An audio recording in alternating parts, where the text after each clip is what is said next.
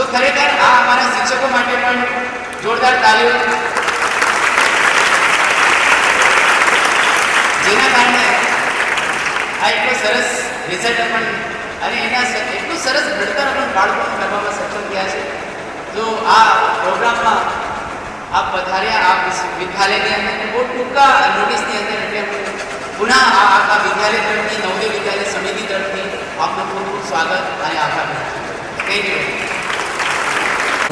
દેવાસ્તાની ધર્માણી પ્રથમાન્યાસન્ન એહનાકં મહિમાનઃ સચંત યત્ર પૂર્વે સાધ્યઃ સંતિ દેવ. નમઃ સભાભ્ય સભાપતિભ્યશ્ચ. બાલક અને સંચાલકનો સ્વાસ્થ્ય એટલે શિક્ષણ, અને એની નોંધ લઈ અને જેણે આ સંસ્થાને ઉજાગર કરી છે એવા ખૂબ વંદનીય, સરળ, સહજ અને સજાગ અને તાકાતવાળા અને ગુજરાતને ગૌરવ અપાવે તેવા સક્ષમ તમારા પ્રિન્સિપાલ માટે પણ જોરદાર તારીખ. ઇન્ટેલિજન્સ તો છે, ઇન્ટેલિજન્સ સાથે એનું જે ઇમોશનલ નોર્મ્સ છે લોકો સાથે જોડાવાની, એટલે કે પ્રાદેશિકતાને પણ વટાવી અને લોકોના દિલ સુધી પહોંચવાની એની કાબેલિયત છે અને વંદન છે. અને એટલા માટે કે આ સંસ્થાના પ્રત્યક્ષ અથવા પરોક્ષ સંપર્કમાં છેલ્લા 3-4 વર્ષથી છું. અહીંયા માત્ર મસ્તિષ્કની કેળવણી નથી આપવામાં આવતી.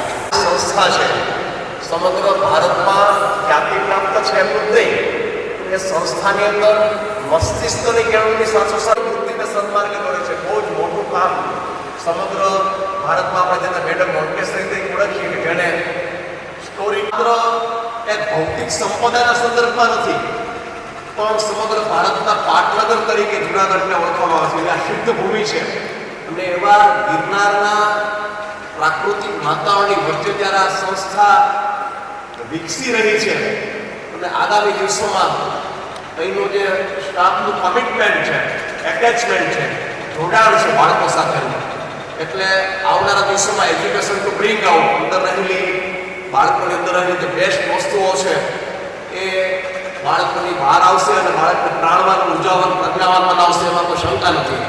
પેરેન્ટ્સનો 2-3 ઉલ્લેખ થયો તો ગુજરાતમાં જેટલા વાલીઓએ વિશ્વાસ મૂકીને અહીંયા કામ કર્યું છે, ત્યારે રિસર્ચ એવું કહે છે કે બાળક જે 5 કલાક શાળામાં વર્ગખંડમાં ભણે છે એના કરતાં જો હોસ્ટેલમાં છાત્રાવાસમાં સુવિધા સાથે ભણે તો ગાંધીજીએ કીધું છે સમૂહ જીવનનો આચાર, ભણ્યા વિનાનું ભણતર, ગીત વિનાનું ભણતર, લર્નિંગ વિધાઉટ બોર્ડિંગ, એ જે ક્લાસરૂમ બહારનું જે શિક્ષણ છે એમાં બહુ જ વધુ શીખે છે. અને આવનારા દિવસોમાં માત્ર મેમરી ટેસ્ટ કે માત્ર પાવર ટેસ્ટ છે, આપણે જે યુનિટ ટેસ્ટ આપીએ છીએ અને માર્ક્સ લાવીએ છીએ, કે પછી સીબીએસઈ કે ગુજરાત બોર્ડ હોય, માત્ર માર્ક્સ ઓરિએન્ટેડ નહીં, પણ એની અંદર રહેલી શ્રેષ્ઠતાને બહાર લાવવા માટે આદરણીય કેન્દ્રીય પ્રધાનમંત્રી શ્રી ધર્મેન્દ્રજી સાહેબ સરસ રીતે અત્યારે નેશનલ એજ્યુકેશન પોલિસી 2020 આગળ ધપાઈ રહ્યા છે. એક પ્રાણવાન અને ઉર્જાવાન મુદ્દો કહે છે 360 ડિગ્રી ઇવેલ્યુએશન, અને એ બાળકની મૌખિક, લેખિત, ક્રિયાત્મક સર્વાંગીણ વિકાસની ક્ષમતાઓને બહાર લાવી અને માત્ર માર્ક્સ ઓરિએન્ટેડ નહીં, માત્ર માર્કશીટ ઓરિએન્ટેડ નહીં, પણ ટેલેન્ટ ઓરિએન્ટેડ જે કામ થવાનું છે, ત્યારે એનઈપીનો પડઘો પડવા માટે ગુજરાતમાં અને જૂનાગઢમાં સ્થિરમોર સંસ્થા બની રહેશે એવી દ્રઢ વિશ્વાસ અને શ્રદ્ધા સાથે ફરી એકવાર આજના આ મંગલ કાર્યક્રમમાં આ એક અક્ષય યજ્ઞ પુણ્ય પ્રાપ્ત થાય એવું આ વિદ્યાલયના લોકાર્પણના આ મહત્વપૂર્ણ મંગલ કાર્યક્રમમાં સારસ્વત મહાનુભાવની ઉપસ્થિતિમાં શ્રાવણ એ તો શ્રવણનો મહિનો છે, એટલે શ્રેષ્ઠ શ્રવણ કરીને આપણે વિશેષ પ્રાપ્ત કરીએ એવી મંગલ કામના અને ભાવના સાથે ફરી એકવાર સૌને અભિનંદન, વંદન, ધન્યવાદ. ભારત માતા કી જય.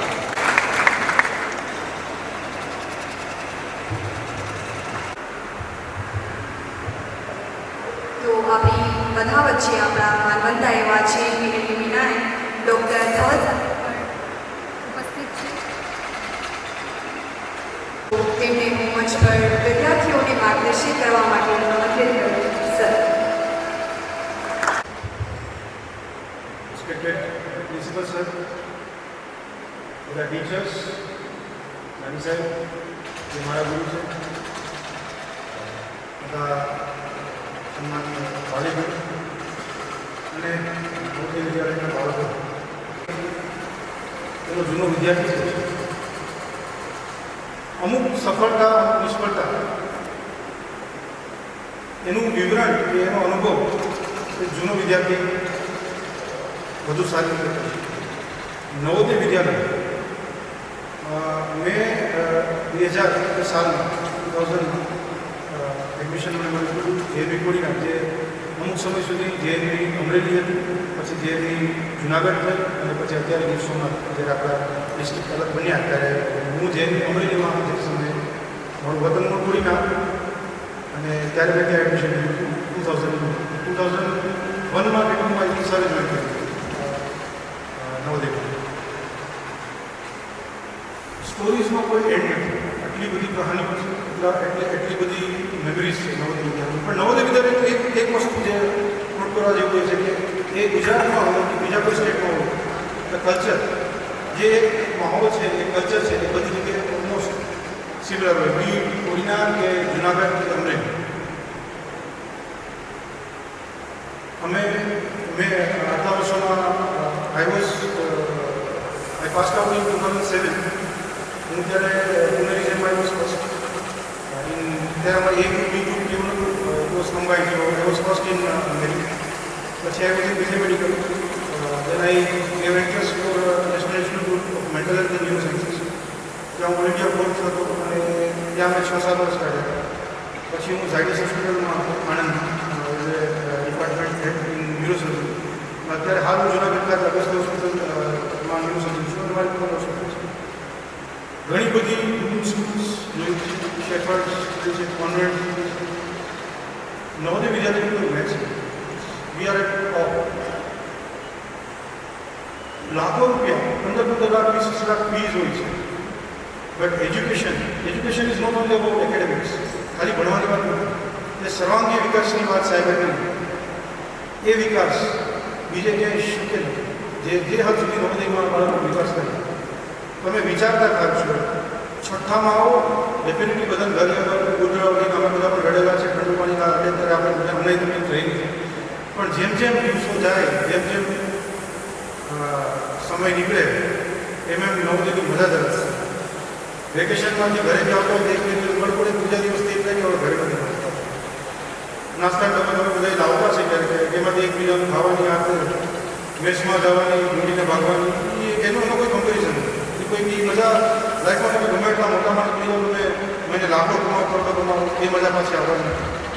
એટલે આ જે ક્ષણ છે બધા બાળકોને, નવોદયનો બીજો એક નિયમ છે કે નવોદયમાં હોય ત્યાં સુધી બાળકોના ખૂબ તકલીફ થાય, બાળકોને મદદ કરું બહાર જાય તો એવી યાદ આવે એમ થાય કે એ દિવસો લાઈફના બેસ્ટ વર્ષો જે તમારા ગણાય એ તમારા આજે 500 વર્ષો એવી છે. ડિસિપ્લિન કરતાંય તમારે પોતાને કંઈ વિચારવાની, કંઈ નાની કરવાની જરૂર નથી પડતી. તમે યુઆર ડેડિકેટેડ સિસ્ટમ એવી બનાવેલી સિસ્ટમ છે કે જેમાં તમારે અત્યારે બીજી કોઈ હોસ્ટેલમાં પેરેન્ટ્સને બાળકો મૂકવો તો વિચારવું પડે કે એને મારે ડિસ્ટ્રેક્શનથી દૂર કેમ રાખવું, એને બીજી સંગતમાંથી દૂર કઈ રીતે રાખવું, કે કોઈ રવાડે ના કરી જાય. અહીંયા નહીં, એને લોકો સ્કોપ જ 5 વાગે ઉઠો, સાહેબની સીટ વાતો દોડી જાઓ, દોડીને આવો, ના પૂરે પહોંચો, એસેમ્બલીમાં જાઓ, ઇન્સ્ટ્રુમેન્ટ મેળવી વગાડો, સમયે ઇન્સ્ટ્રુમેન્ટ વગાડો, ક્લાસમાં જાઓ, ક્લાસમાંથી વચ્ચે ફ્રૂટ્સ આવે, ખાઓ, મસ્ત એન્જોય કરો.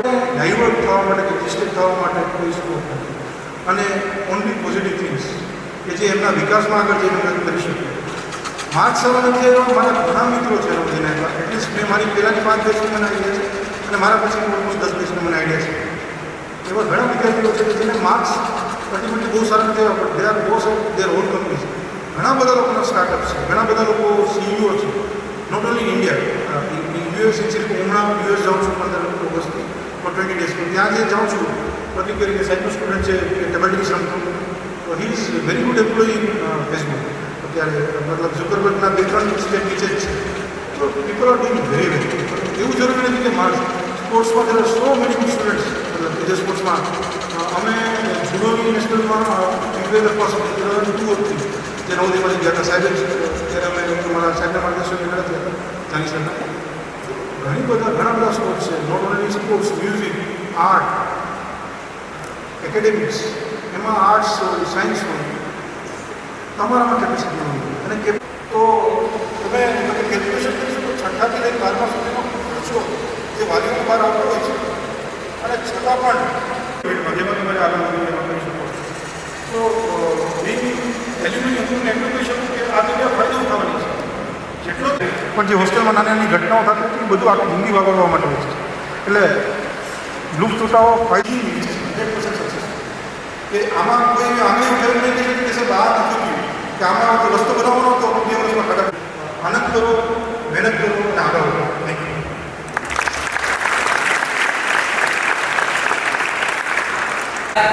आज हमारे लिए वास्तव में बहुत ही गर्व का क्षण है। मैं इसलिए धवल भाई को बोला, आई एम सॉरी कि आपका चेहरा बोल रहा है। एक दिन हम इतनी पैनिक में थे कि अपने गेस्ट को बताना चाहता हूँ कि हम क्या बनाते हैं। हम मशीन नहीं बनाते, हम ऐसे इंसान बनाते हैं जो संवेदनशील हो। आज धवल सर के कारण हमारा एक बच्चा सांस ले रहा है। अचानक से उसको ब्रेन स्ट्रोक आया था, सबने कहा दूसरी प्रॉब्लम है। इतने बिजी होते हुए भी रात को 11 बजे जब हमने इनको रीच किया, उस बच्चे का पूरा यहाँ से लेकर राजकोट तक का पूरी लाइफ थी। जिस तरीके से कि राजकोट के अंदर आपको पता हो तो लास्ट ईयर 10th क्लास की एक लड़की ब्रेन हेमरेज कारण स्ट्रेस नहीं झेल पाई और राजकोट के अंदर होते हुए उसको उतना अच्छा मेडिकल ट्रीटमेंट नहीं मिल पाया और सेम हॉस्पिटल के अंदर वो लड़की कोलैप्स हो गई। धवल भाई की समय सूचकता और संवेदनशीलता के कारण, इसलिए मैं बोल रहा हूँ बेटा ही इज रोल मॉडल। जो मैं आपसे बोलता हूँ कि मुझे मशीन नहीं बनानी है, मुझे ऐसे नागरिक बनाने की संवेदनशील है और he is the best example actually. Okay, so इनके कारण आज हमारे बीच में रुद्र भाई को आप जानते हैं। रुद्र भाई हमारे बीच में हैं ओनली बिकॉज ऑफ 2 पीपल। हमारे staff nurse madam dedicated lady sir अभी रिसेंटली 1 महीने पहले रिटायर हुई, 1 महीने का 10-15 दिन पहले रिटायर हुई है और दूसरे से हमारे डॉक्टर धवल भाई। Thank you very much, thank you. थोड़ा सा और समय है और हमारे बीच एक और महान हस्ती है डॉक्टर बरू साहब, जो हॉर्टिकल्चर कॉलेज के प्रिंसिपल साहब हैं। और रियली बहुत अच्छा लगता है जब एक छोटी सी रिक्वेस्ट पे इतने बड़े लोग भी हमारे बीच में आ जाते हैं। सर हम भी आपको सुनना चाहेंगे सर, प्लीज।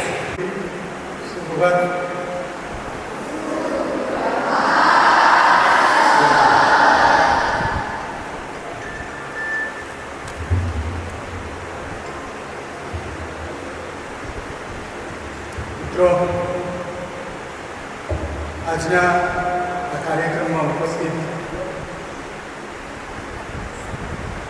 આ કોલેજના મતલબ આ સ્કૂલના એલ્યુમનાઈ ડૉક્ટર ગોયલ સાહેબ, અન્ય મિત્રો, હરિયા ગામના આગેવાનો રાજુભાઈ અને વિદ્યાર્થી મિત્રો,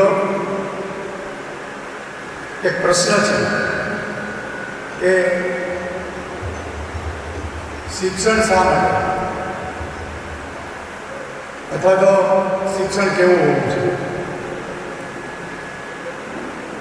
આપણે એક બાળક તરીકે જ્યારે જન્મ લઈએ ત્યારથી શિક્ષણની શરૂઆત થતી હોય છે. પહેલો જે શિક્ષક છે એ આપણી મા છે.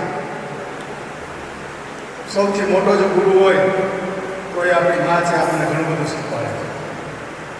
ખાતા પીતા ચાલતા આ બધું ફિઝિકલ વસ્તુઓની સાથે આપણી મા છે આપણને ઘણા બધા સંસ્કારો આપે છે.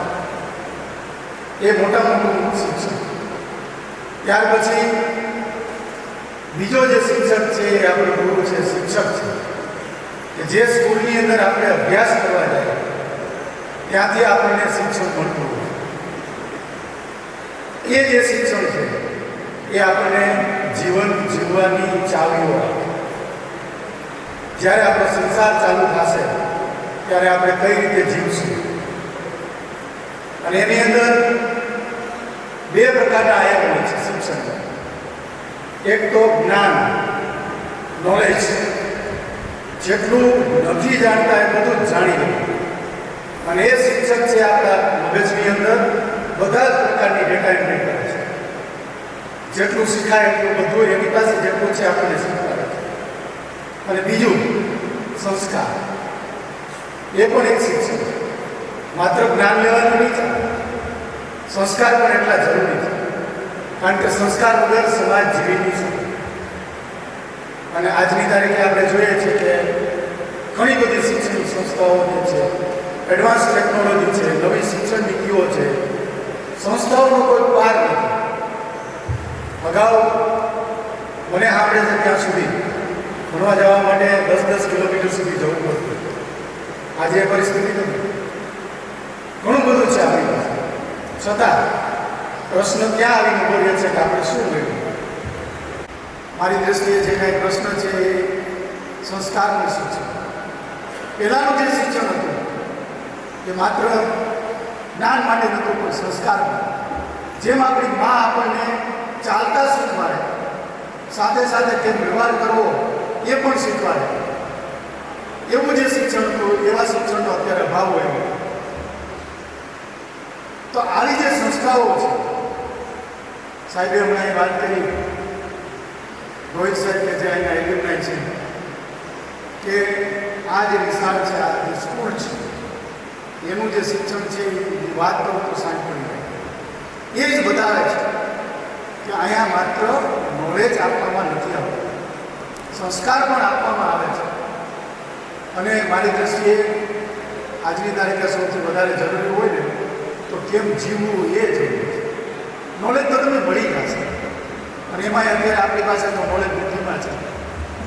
આ મોબાઈલની અંદર બધું જ છે, અને એમાંથી આપણે સારા અને અંદર ખરાબ વધારે રહીએ છીએ. કદાચ તમે બધા કબૂલ કરશો. અને એમાં પણ અત્યારનું જે યુવા જનરેશન છે એનો સ્ક્રીનિંગ ટાઈમ 3 થી 4 કલાક આવી ગયો છે.